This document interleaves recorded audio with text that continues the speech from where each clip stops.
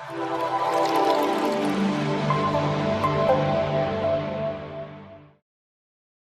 Students, कैसे हैं आप सब।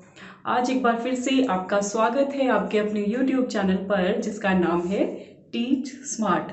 अगर आप इस चैनल पर पहली बार आए हैं तो इसे लाइक, शेयर और सब्सक्राइब करना बिल्कुल न भूलें। तो चलिए बच्चों, शुरुआत करते हैं हमारे आज के इस वीडियो की कहानी की, जिसका नाम है नदी पार चले।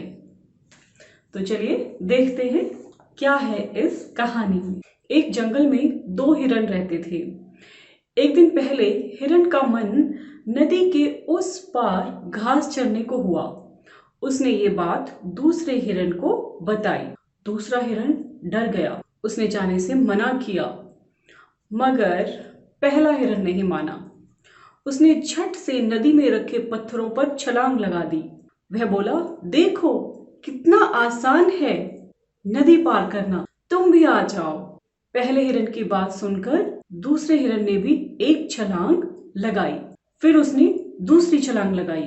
इससे उसकी हिम्मत बढ़ गई और इस तरह उसने भी नदी को पार कर लिया। अब दोनों मजे से घास चरने लगे। तो बच्चों, ये थी हमारी कहानी नदी पार चले। इसमें दो हिरन हैं और दोनों में से एक हिरन का मन करता है कि हम नदी के दूसरी तरफ जाकर घास चरें। अपने मन में आई उस बात को वो अपने दूसरे हिरन से कहता है, लेकिन दूसरे हिरन को तो डर लग रहा था। पर जब पहले हिरन ने छलांग लगाई और वो नदी के उस तरफ चला गया, पत्थरों के ऊपर छलांग लगाते लगाते वो नदी को पार कर गया, तो दूसरे वाले हिरन को भी उसे देखकर थोड़ी हिम्मत आई। उसने भी कोशिश की और वो हिम्मत करके नदी के दूसरी तरफ एक के बाद एक छलांग लगाई उसने और पहुंच गया। और अब दोनों बड़े मजे से फिर क्या करते हैं, घास चरते हैं। तो चलिए अब हम करते हैं इस कहानी के प्रश्न उत्तरों को। पहला प्रश्न है, कहानी में से ऐसे शब्दों को छांट कर लिखिए जिनमें न और ना आता है। तो इसके लिए बच्चों पहले कहानी को बहुत ध्यान से आपने देखना है। एक पेंसिल लेकर आप निशान लगा सकते हैं कहाँ पर न है और कहाँ पर ना है। तो चलिए उत्तर लिखना शुरू करते हैं। जैसे पहला शब्द है मन, जिसमें न आया, ठीक है। दूसरा शब्द नदी, इसमें भी न आया। उसके बाद जब एक हिरन ने दूसरे हिरन को बोला था कि तुम नदी पार कर लो, उसने क्या किया था, मना कर दिया था, वो नहीं माना। तो हम अगला शब्द लिखेंगे मना, इसमें भी ना आ गया, तो मना।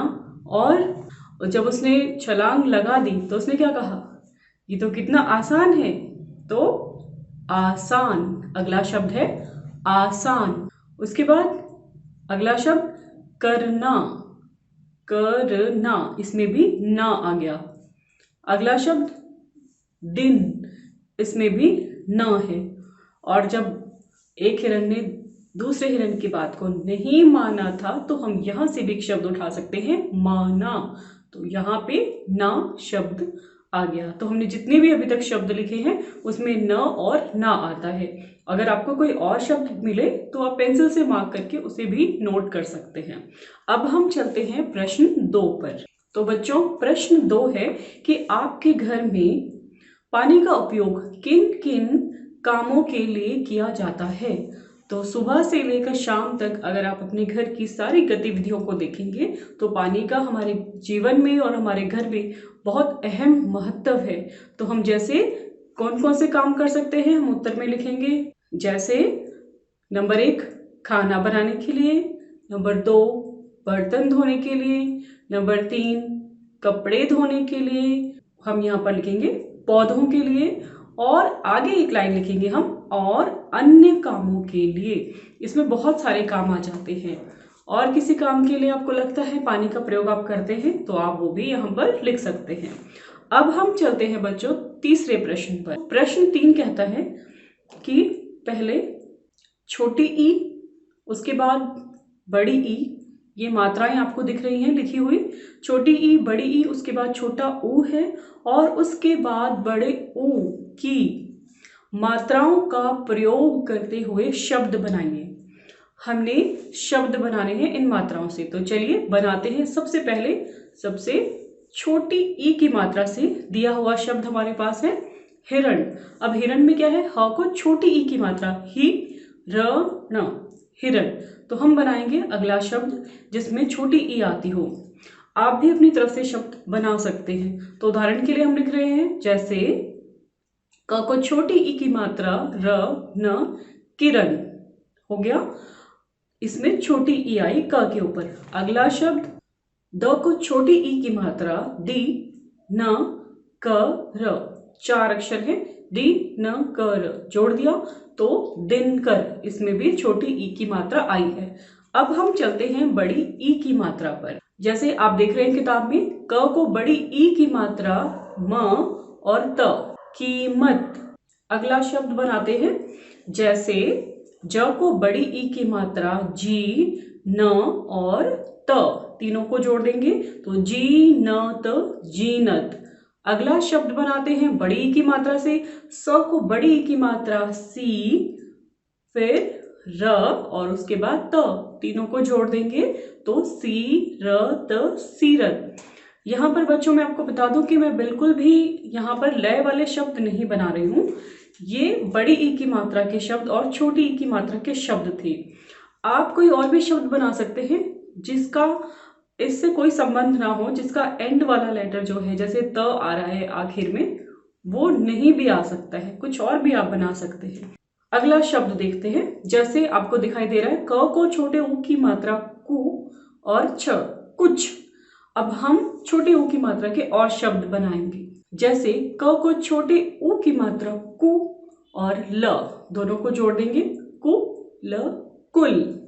अगला शब्द बनाते हैं, प को छोटे ऊ की मात्रा पु और ल, पुल। इनको जोड़ा तो पुल बन गया, तो कुल और पुल। आगे देखते हैं, अब हमें बड़े ऊ की मात्रा वाले शब्द बनाने हैं। जैसे इन्होंने दिया है द को बड़े ऊ की मात्रा दू और ध, दूध। तो अब हम अपना शब्द बनाएंगे बड़े ऊ की मात्रा का प्रयोग करते हुए।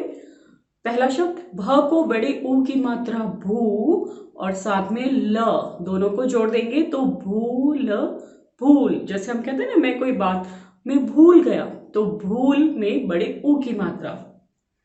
अगला शब्द फ को बड़े ऊ की मात्रा ल, फू और ल, फूल।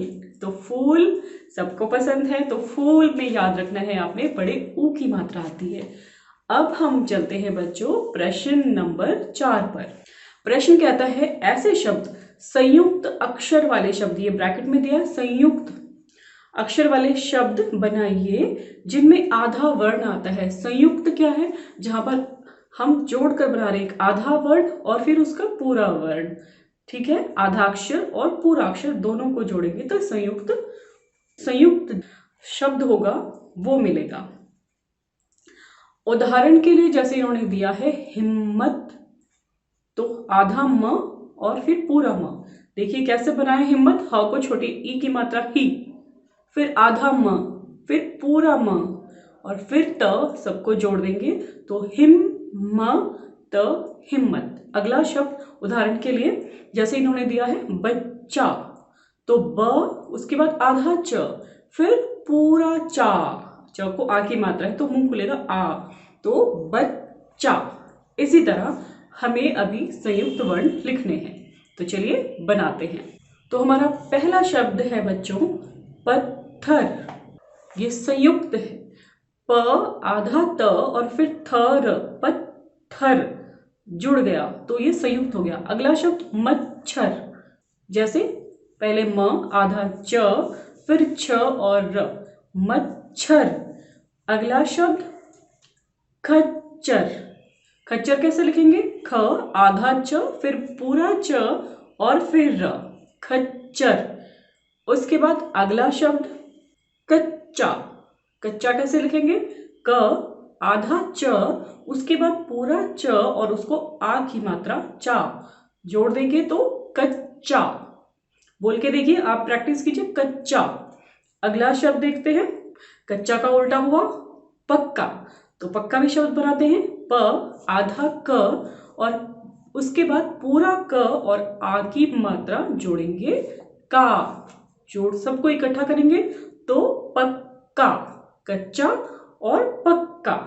अब देखते हैं अगला और आखिरी शब्द। जैसे स्कूल में चलते चलते आप दोस्त एक दूसरे को कभी कभी क्या लगा देते हैं, धक्का। तो धक्का कैसे लिखेंगे, ध आधा क, उसके बाद पूरा क और आ की मात्रा का, क्या बना पूरा, धक्का।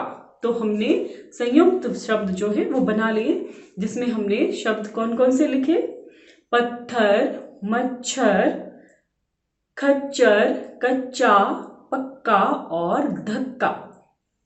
इसके अलावा भी आप नए शब्द अपनी तरफ से भी लिख सकते हैं। अब हम चलते हैं इस वीडियो के आखिरी प्रश्न पर।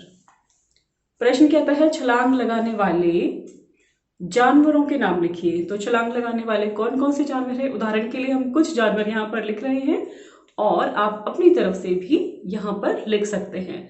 तो देखते हैं हमारा क्या उत्तर बनता है।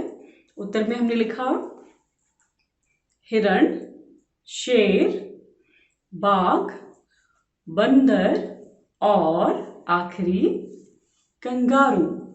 इसके अलावा कोई और जानवर आपको ध्यान में आ रहा है या आप सोच के लिखिए, और कौन कौन से जानवर हम लिख सकते हैं जो छलांग लगाते हैं। तो बच्चों, उम्मीद करती हूँ आपको वीडियो पसंद आया होगा। इसी के साथ हमारी आज की कहानी नदी पार चले यहाँ पर समाप्त होती है।